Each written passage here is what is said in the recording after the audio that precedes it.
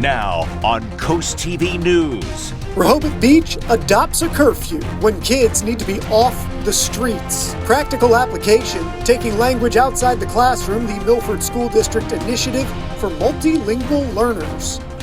Right now, we're tracking the aftermath of possible tornadoes in our area coming up. This is CoastTV News at 6. Hail was coming down just a few hours ago in Roxana. You can see some on the screen here. Good evening, I'm Charlie Sakaitis. Madeline Overturf has the night off.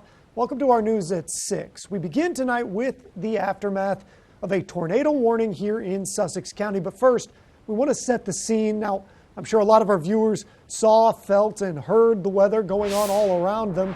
All these videos you're about to see were taken around 2 and 3 p.m. today. So far, no damage has been reported. This was Millsboro on Route 113 and 24. Then as we move over to Dagsboro, you can also see this again on Route 113. Heavy rain there coming down. And now, how about this as we go to talk about the roads that those rains and winds were falling on? The most severe part of this storm, it went through 113 in Georgetown, Millsboro, and Dagsboro areas.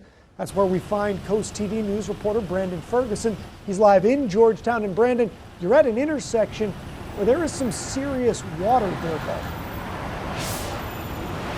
Charlie, as you can see behind me, a massive puddle here built up, and just to show you how deep this is, my entire foot can go down, but we were here about 10 to 15 minutes ago and it was much bigger. So drainage already starting here in Georgetown, and we've been traveling here on Route 113 from Georgetown to the Dagsboro area, and much of the same theme we have seen built up here in parking lots and turning lanes, but the main roads seem to be clear from debris. And we caught up with the man who was fishing just 5 minutes after the tornado warning ended, and he gave his firsthand account of the storm.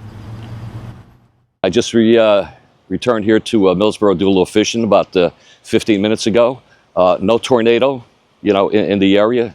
Rain like heck, but no tornado, so it looks pretty good right now. It's cleared up.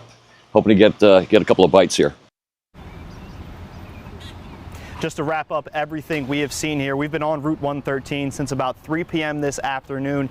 Some flooding starting in turning lanes and parking lots, but Route 113 seems to be clear from any major debris. Live in Georgetown, Brandon Ferguson, CoastTV News. Thank you, Brandon. And we're taking a live look now into Ocean City. You can see the sun trying to maybe do something there. Our First Alert Chief Meteorologist Paul Williams joins us now with another look at today's weather.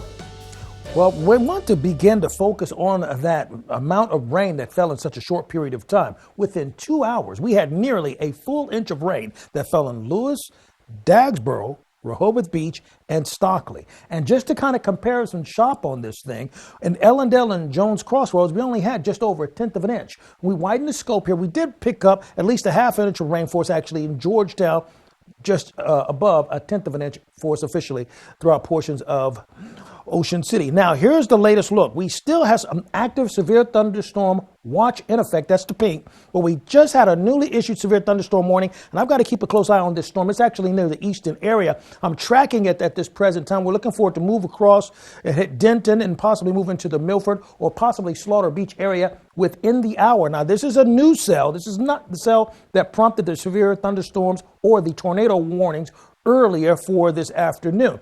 Now, as far as we're concerned, we're under this severe thunderstorm watch, meaning that all the ingredients are on the table to form the storm until midnight. Some of the reports that we had at least a significant hail report in Millsboro. We had 1.8, nearly 2-inch diameter hail that's reported near 113, just as Brandon brought up with his report. Now I'm going to do something I don't typically do. I'm going to do a forensic study real quick, okay? So I'm going to go off camera for just a quick moment, and I'm going to go back in time. Okay, this is what it looked like just when we started to see the apex of the storm begin to push through. Now you see the circulation that prompted the concern for the tornadic activity. Now I'm going to do what's called a 3-dimensional slice right here. I'm going to go through the storm here and kind of show you why this prompted such a tremendous amount of attention. All right, as I come back on camera here, I want you to notice, first of all, we had the early circulation over Dagsboro. We have this purple shaft right in here indicating the upper mobility of that storm. Now, when you're at 10 to 20,000 feet, that's dealing with mainly a heavy downpour storm. At 30,000 feet, which is where the colors reach up, that's when we're talking about a supercell thunderstorm, which is a couple of steps just below a tornado. But when you reach up to 40,000 and just slightly above here, that's one of the things that prompted the National Weather Service to go ahead and issue the tornado warning in our area, because that's just how potent this particular cell indeed was. Now, coming up, we're going to talk more about what we're expecting for the next couple of hours or so, because we are still under a severe thunderstorm watch, and this warning has now been reinitiated, pushing across Cordova, Denton, America's Corner, headed towards Blanchard, Bridgeville. You are in line to deal with this storm. We'll continue to track it throughout the newscast. And if we have a tornado warning, we will break programming to let you know what's happening and if it's happening close to your home. Charlie? Paul, we always appreciate you taking that extra step there. We have an update on a story that Coast TV has been following. Rehoboth Beach City Commissioners, they've made a decision. They will be implementing a curfew for anybody under the age of 18 after a strong string of youth disturbances in recent weeks. The police chief gave his thoughts on the issue at the meeting today and says his officers actually asked him to bring this up. Coast TV News reporter Zakiya Jennings is live in Rehoboth Beach. Zakiya, at least one man is opposed to any curfew for a whole number of reasons. Charlie, in a 5-2 vote, the commissioners voted to add a curfew for minors from 11 p.m. to 5 a.m. One man who lives in Rehoboth Beach part-time says he grew up here and he appreciates the independence he had while growing up.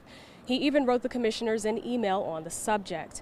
He says a curfew penalizes everyone, even those who are not creating disturbances, and wonders what the strategy would be to keep an eye out for minors. So this just gives the police the authority to just stop someone who they think is under 18 and demand their ID. It's like, it's just unnecessary. It's overly broad. And I'm generally pro-freedom unless there's serious harm. Any officer who finds a minor violating any of the provisions will get the contact information for that minor and their parents. The minor and that parent may be facing a curfew violation, and with that, the minor and their parents will have to go to the Rehoboth Beach Alderman's Court, which handles civil violations. Live in Rehoboth Beach, Zakiya Jennings, Coast TV News. And let's get our viewers involved here and check out our Coast TV poll. We want to know, how do curfews affect your beach experience? Let's take a look at the updated results, see if they've changed from the last news hour. They have, and only gotten stronger here for safer environment. That's now all the way up to 72%. 23% of people think it limits freedom, and just 5% of people say it hurts businesses. If you haven't voted yet, you can still do that at coasttv.com or use the Coast TV mobile app, and we will show you updated results on Coast TV News at 11. For the first time, 8th grade multilingual learners from Milford Central Academy took to the Milford streets today for a Latino business tour. Now, the purpose is to provide a real-world learning opportunity that celebrates Latino culture, language, and entrepreneurship. Telemundo Del Marva and Coast TV News reporter Ana Sofia Roman shows us what this means for the students. Flow Factory Barbershop was one of the many businesses students visited Friday. There, students were able to learn how the business started 3 years ago and how for many, the experience is more than a haircut. As a barber, you're more than just a dude who cuts hair. You are a therapist. You're there for the good times and the bad times. You motivate people. You're just like a counselor, a psychologist, something like that. This initiative is in partnership between the Milford School District and the Culture Club PR. I thought it was pretty cool how I learned different phrases and how to correctly say them. Students were able to ask questions in Spanish about the culture, business, and more. It just makes me happy to see them out of the classrooms talking to other people, and that shows them that being bilingual, it's just an amazing thing. Practicing Spanish one business at a time. In Milford, Ana Sofia Roman, Coast TV News. New tonight, a lot of popular snacks and drinks in schools could soon be off the menu. Senate Bill 69, which unanimously passed the House and Senate, would ban the sale and serving of food and beverages containing red dye 40 in schools during the school day. Supporters say the artificial coloring is linked to hyperactivity and attention issues in children, potentially impacting learning. Amid Delaware's literacy crisis, supporters say removing this one ingredient could make a real difference. We can get it out of our classroom or in our lunches or breakfast in our schools. Breakfast, interesting to note, is the biggest offender in our schools. I do believe that it will have a direct correlation when it comes to outcomes, and positive outcomes in our classrooms.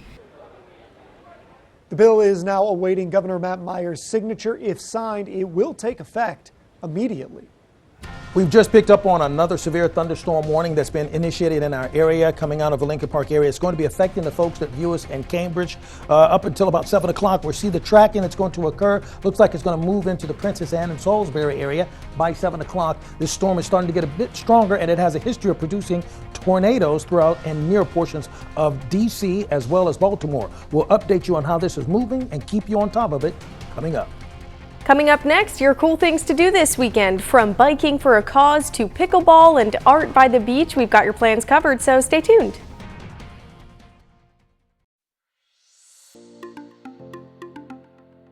The best weekends are the ones where you can have some fun and do some good, and that's exactly the case with Saturday's Meals on Wheels event. Wheels for Meals is back, inviting bike riders of all ages to pedal through Sussex County, all while supporting local seniors. The event starts and ends at Hudson Fields in Milton. You can set sail into local history at Lightship Overfalls and Canal Front Park in Lewis Saturday for Maritime Day. Celebrate the sea, the stories, and the spirit of the region.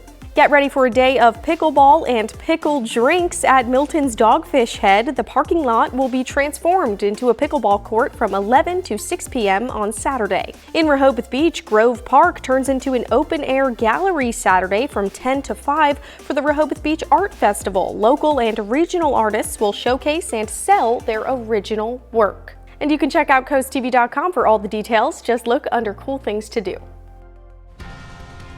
Right now, we're keeping a close eye on what's happening with this cell. I've seen some early circulations with this, and we see it becoming even stronger as it moves towards Easton. We're going to take a detailed look at this, so don't go anywhere. We need to update you on what's happening with this storm, folks.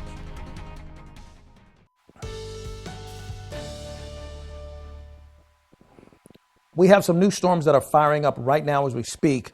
Over towards Easton, just north of Kirkham and Easton, just moving throughout Longwood. Now, we've had some early circulation indicating we have all three levels of circulation that's been happening with this storm as it begins to push through. Now, this is the latest look as far as the intensity of it near Highway 50. And we began to take a look at this from a three-dimensional point of view. Now, when you're talking about a 30,000-foot shaft, that's when you're talking about a supercell thunderstorm, and we have an active severe thunderstorm warning. But now we're up into the 40,000, possibly reaching up to 50,000-foot category, and that's why I am genuinely concerned that this could possibly turn into a straight line wind event that could cause significant damage and power outages, or it could possibly turn into a possible tornado, and we may have the National Weather Service issue a severe thunderstorm with the potential of turning into a possible tornado. This is usually where that threshold begins to come into play. Here's a wider view of what's going on, and I wanted to track this for you at this point. Now, according to the latest tracking, this is moving towards the east at about 45 miles per hour, and it's picking up momentum, by the way, and that's more kinetic energy that can go into this system. Now, we are looking for it possibly to hit Milford as early as 6:50, if not a little bit prior to that, and it could possibly, if it stays as girthy as it is right now, to hit the Lewis area just after the 7 o'clock hour because of the tracking that we have as of late. Now, we do have this severe thunderstorm warning that's in effect for this entire area that's highlighted in yellow until 6:30. So at least for the next 12 minutes in our neck of the woods. Then there's a secondary storm that's coming across Drum Point and expected to make its way towards Smith Island and Westover. And we have another cell that's emerging right here coming off of the water.